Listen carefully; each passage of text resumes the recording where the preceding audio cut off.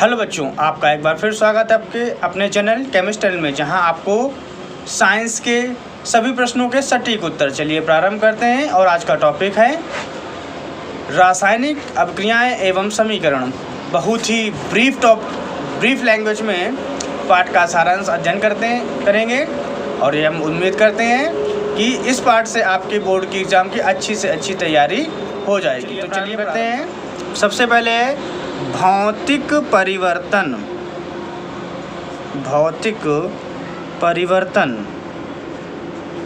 अर्थात भौतिक परिवर्तन हम किसे कहेंगे, तो देखेंगे वे परिवर्तन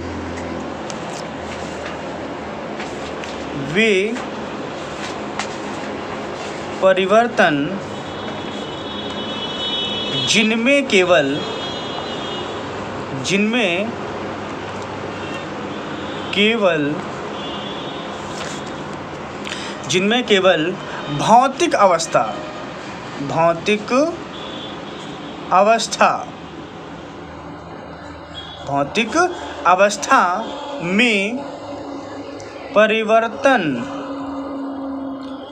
अवस्था में परिवर्तन होता है,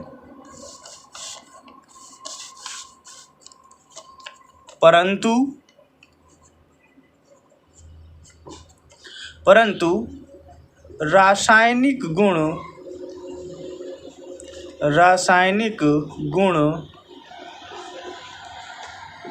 परिवर्तित नहीं होते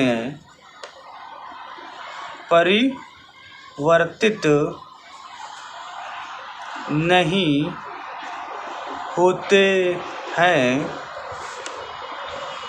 रासायनिक गुण कहलाते हैं।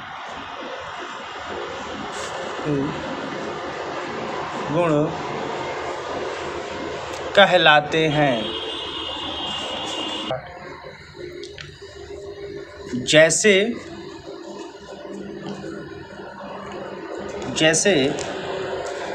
लकड़ी का जलना।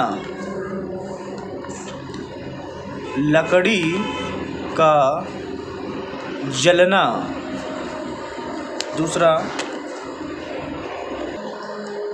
हम बात करेंगे कि लकड़ी का जलना। जब लकड़ी में आग लगती है तो क्या होता है, लकड़ी जो होती है वो कार्बन के रूप में परिवर्तित हो जाती है। अर्थात उसमें जो रासायनिक परिवर्तन होता है वो तो हमें दिखाई नहीं देता है, लेकिन जो परिवर्तन लकड़ी का कोयले में होता है वो हमें अच्छी तरह से दिखाई देता है। दूसरा है, जैसे बात करें कि मोमबत्ती का जलना,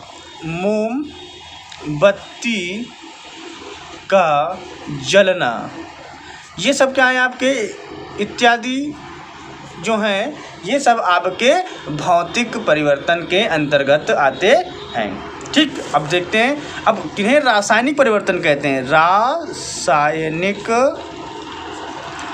परिवर्तन, अब कौन से रासायनिक परिवर्तन होंगे देखेंगे भाई। कौन से होते हैं रासायनिक परिवर्तन, मतलब वे परिवर्तन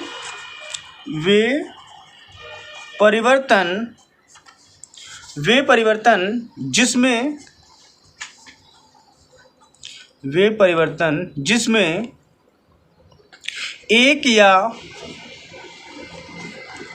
एक से अधिक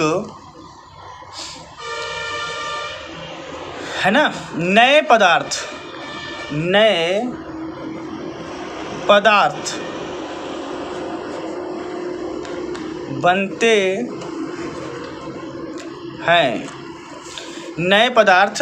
बनते हैं, तो वे रासायनिक परिवर्तन कहलाते हैं। क्लियर? जैसे रासायनिक परिवर्तन, जैसे लोहे में जंग का लगना। क्लियर? लोहे में जंग लगना। अब लोहे में जंग लगना। लोहा का होता है, लोहा वायु में उपस्थित नमी को क्या करता है, सोख कर और क्या बना देता है, लोहे के ऑक्साइड बना देता है। क्या बना देता है भैया, आपके लोहे के ऑक्साइड बना देता है, जिससे कि लोहे के भार में वृद्धि हो जाती है और वह Fe2O3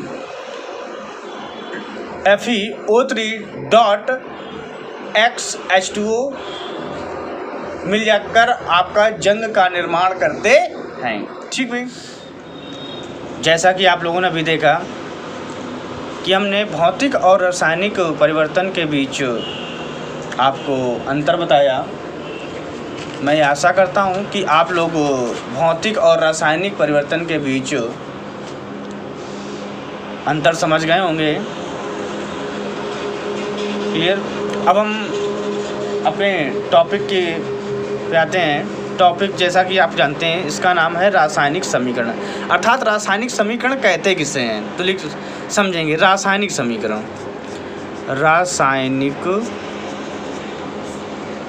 समीकरण क्या है भाई? रासायनिक समीकरण किसे कहते हैं, रासायनिक समीकरण किसे कहते हैं और ये होते क्या हैं? क्लियर भाई। अब लिखने से पहले हमें समझ लेते हैं रासायनिक समीकरण क्या होते हैं। रासायनिक समीकरण एक पूर्ण रासायनिक समीकरण होते हैं जिनमें अभिकारक, उत्पाद तथा प्रतीकात्मक रूप से उनकी भौतिक अवस्था को प्रदर्शित करता है। क्या करता है? भौतिक अवस्था को प्रकट करता है। आइए देखते हैं, लिखते हैं रासायनिक समीकरण वे होते हैं जिनमें अभिकारक,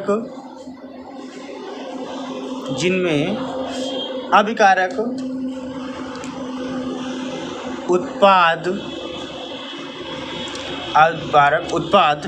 एवं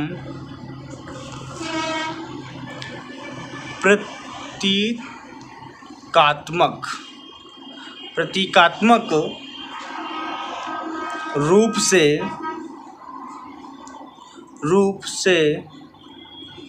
उनकी भौतिक अवस्था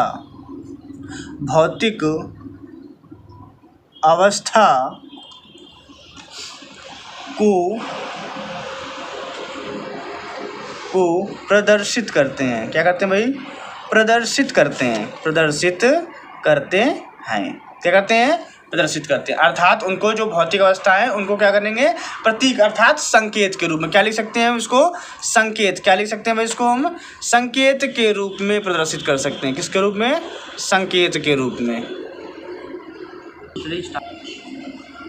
जैसे हम मान लेते हैं कि हमारे पास H2 gas plus 1/2 O2 gas आपस में अपक्रिया करके H2O का निर्माण करते हैं, जहां आपका H2 हाइड्रोजन,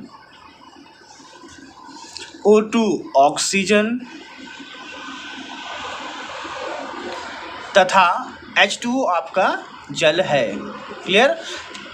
तो रासायनिक समीकरण वे होते हैं जिनमें क्या होते हैं? अभिकारक। देखो भाई, अभिकारक से आपको कंफ्यूजन हो रही क्योंकि अभिकारक क्या होते हैं? तो अभिकारक क्या होते हैं? अभिक्रिया के प्रारंभ में, अर्थात अभिक्रिया के प्रारंभ में भाग लेने वाले अणुओं को हम क्या बोलते हैं? अभिकारक। ठीक। तथा अभिकारक के बाद क्या होता है? आपको ये जो अभिक्रिया के फलस्वरूप मिला इसे हम बोलेंगे उत्पाद। क्या बोलेंगे भाई? उत्पाद। तो यहाँ हमारा H2O क्या है? उत्पाद है। हाइड्रोजन और ऑक्सीजन क्या है आपके? ये आपके दोनों अभिकारक के अंतर्गत आते हैं। इसके अंतर्गत आते हैं, अभिकारक के अंतर्गत आते हैं। किसके अंतर्गत आ रहे हैं आपके? अभिकारक, क्योंकि इन्होंने अभिक्रिया के प्रारंभ में भाग लिया है और अभिक्रिया प्रारंभ में भाग लेने के पश्चात उत्पाद अर्थात H2O का निर्माण किया है। तो आप समझ गए होंगे कि रासायनिक समीकरण को प्रतीक के रूप में कैसे लिखते हैं, उनके संकेतों के माध्यम से। जैसे हाइड्रोजन का संकेत H2 होता है और ऑक्सीजन का संकेत O2 होता है। ये क्या किसका निर्माण कर रहे हैं? ये आपके H2O का निर्माण करते हैं। तो H2O को हम किस कैटेगरी में रखते हैं? H2O को हम एक उत्पाद की कैटेगरी में रखते हैं। क्लियर भाई? अब तो आपको समझ में आ गया हो गया। ठीक, अब देखते हैं क्या होता है समीकरण संतुलन। अब समीकरण संतुलन क्या होता है? समीकरण संतुलन, क्या बोलेंगे भाई? समीकरण संतुलन। समीकरण संतुलन, अब ये होता क्या है? समीकरण संतुलन क्या होता है कि ऐसी रासायनिक अभिक्रिया, कैसी? ऐसी रासायनिक अभिक्रियाएं, ऐसी रासायनिक अभिक्रियाएं जिनके दोनों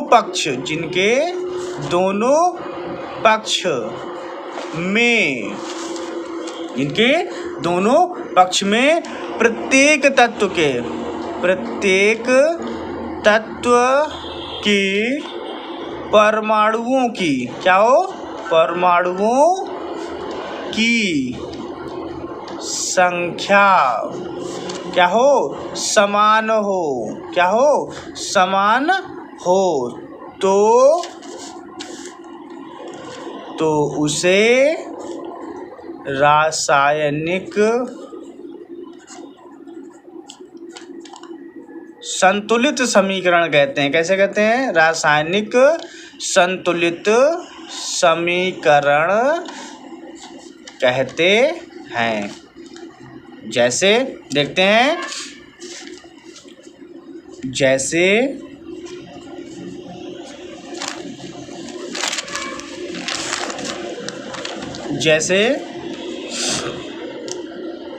आप लिखेंगे, जैसे आपका था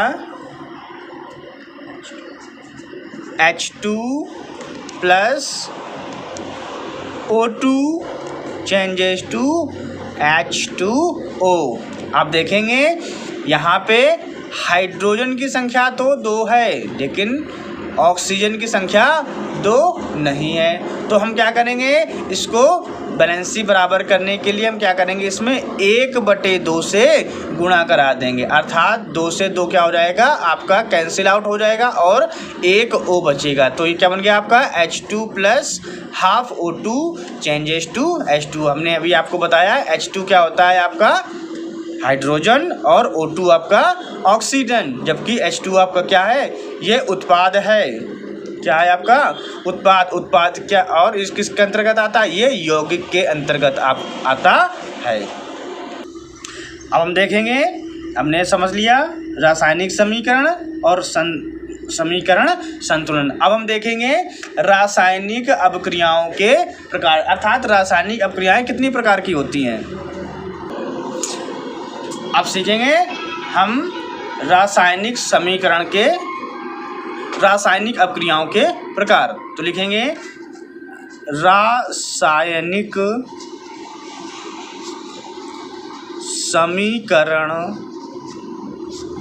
के प्रकार। तो रासायनिक समीकरण कितने प्रकार के होते हैं, अब हम ये जानेंगे। कभी तुमने समझा कि रासायनिक समीकरण क्या होते हैं और संतुलित रासायनिक समीकरण क्या होते हैं। अब देखेंगे रासायनिक समीकरण के प्रकार। तो रासायनिक समीकरण कितने प्रकार के होते हैं, आइए जानते हैं। तो रासायनिक समीकरण कुछ निम्न प्रकार होते हैं। रासायनिक समीकरण निम्न प्रकार के होते हैं, निम्न प्रकार के होते हैं। क्लियर? तो देखेंगे कौन कौन से। नंबर एक कौन सा होगा सबसे पहले? सबसे पहले होगी संयोजन। कौन सी होगी? संयोजन। संयोजन, संयोजन अभिक्रिया। कौन सी होगी भैया? संयोजन अभिक्रिया। क्लियर? कौन सी होगी आपकी? संयोजन अभिक्रिया। सेकेंड इज देयर संयोजन का जस्ट अपोजिट वियोजन। क्या होगी? वियोजन अभिक्रिया। कौन सी होगी भाई? वियोजन अभिक्रिया। क्लियर? और थर्ड देखेंगे कौन सी हो जाएगी आपकी? थर्ड हो जाएगी आपकी विस्थापन अभिक्रिया। क्या हो जाएगी? विस्थापन अभिक्रिया। क्लियर भाई? कौन सी हो जाएगी आपकी? विस्थापन अभिक्रिया। और फोर्थ हो जाएगी आपकी ऊष्मा शोषी। ऊष्मा शोषी अभिक्रिया। क्या हो जाएगी आपकी? ऊष्मा शोषी अभिक्रिया। ऊष्मा शोषी अभिक्रिया। और आपकी फिफ्थ हो जाएगी ऊष्मा छेपी। ऊष्मा छेपी अभिक्रिया। क्या हो जाएगी आपकी? ऊष्मा छेपी अभिक्रिया। कौन सी हो जाएगी भैया आपकी? ऊष्मा छेपी अभिक्रिया। क्लियर? अब हम क्या करेंगे? इनके बारे में जानेंगे। अब जानते हैं संयोजन अभिक्रिया। संयोजन अभिक्रिया। कौन सी अभिक्रिया भैया? संयोजन अभिक्रिया। हम जानेंगे आपसे संयोजन अभिक्रिया। अब ये कौन सी अभिक्रिया होती है? जैसा कि आपको इसके नाम से समझ में आ रहा है, संयोजन अर्थात जुड़ेंगे। इसमें क्या होंगे? परमाणु क्या होंगे? जुड़ेंगे। अर्थात वे अभिक्रियाएं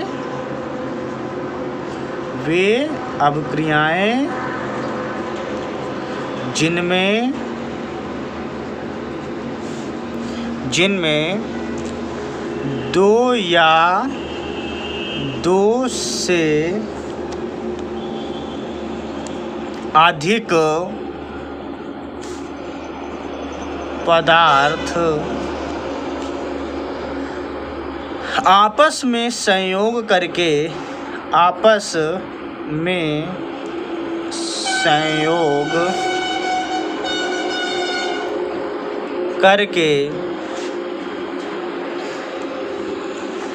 एक एकल उत्पाद का निर्माण करते हैं, संयोजन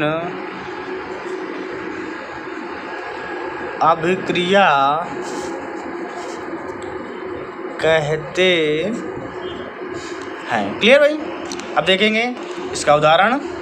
अर्थात दो हों या दो से अधिक हों परमाणु, वो क्या करेंगे? एक परमाणु का निर्माण करेंगे।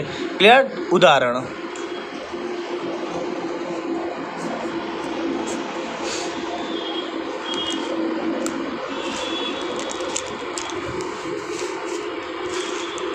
हाइड्रोजन और क्लोरीन।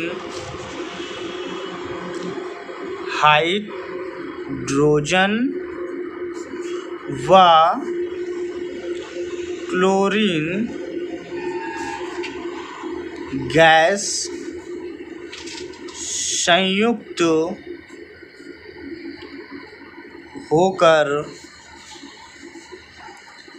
हाइड्रोक्लोरिक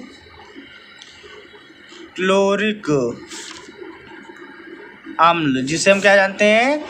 HCl के नाम से जानते हैं। क्लियर भाई? हाइड्रोजन व क्लोरीन गैस संयुक्त होकर हाइड्रोक्लोरिक अम्ल, हाइड्रोक्लोरिक अम्ल का निर्माण करते हैं। ठीक, देखेंगे कैसे कर रहे हैं।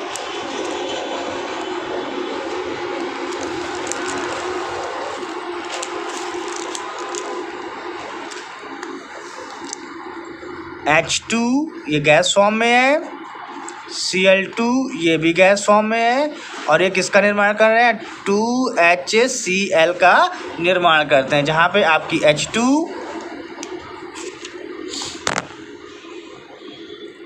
H2 hydrogen gas, Cl2 chlorine gas तथा HCl ये भी क्या होगा आपका गैस के रूप में होगा। ये और ये क्या करेंगे आपके हाइड्रोक्लोरिक अम्ल, क्या नाम है भैया, हाइड्रोक्लोरिक अम्ल का निर्माण करेंगे, जो क्या है आपका एक गैस अवस्था में होगा। क्लियर भाई। अब सेकंड देखते हैं वियोजन अभिक्रिया। कौन सी अभिक्रिया भैया, वियोजन अभिक्रिया। कौन सी भैया, वियोजन अभिक्रिया। क्लियर भाई। अब देखेंगे वियोजन अभिक्रिया। वह अभिक्रिया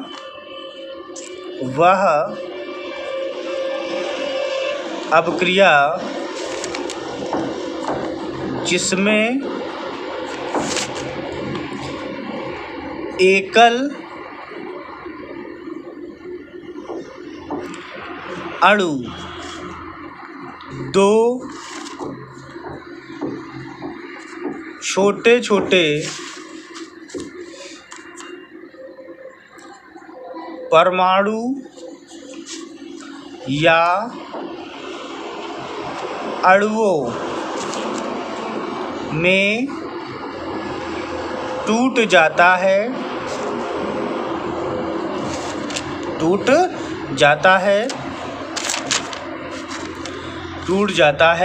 वियोजन अभिक्रिया कहलाती है। कौन सी अभिक्रिया कहलाती है, वियोजन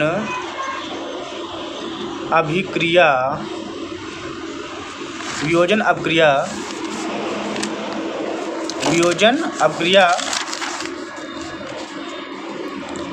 कहलाती है।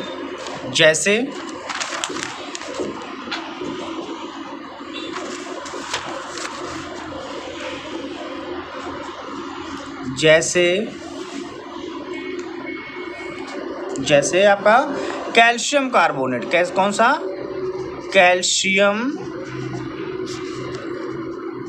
कार्बोनेट, अर्थात उसको हम लोग क्या बोलते हैं, खड़िया के नाम से भी जानते हैं। किस नाम से जानते हैं, खड़िया के नाम से भी जानते हैं। कैल्शियम कार्बोनेट को गर्म करने पर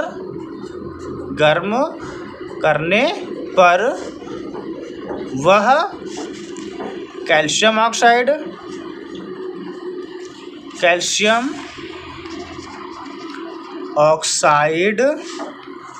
व कार्बन डाइऑक्साइड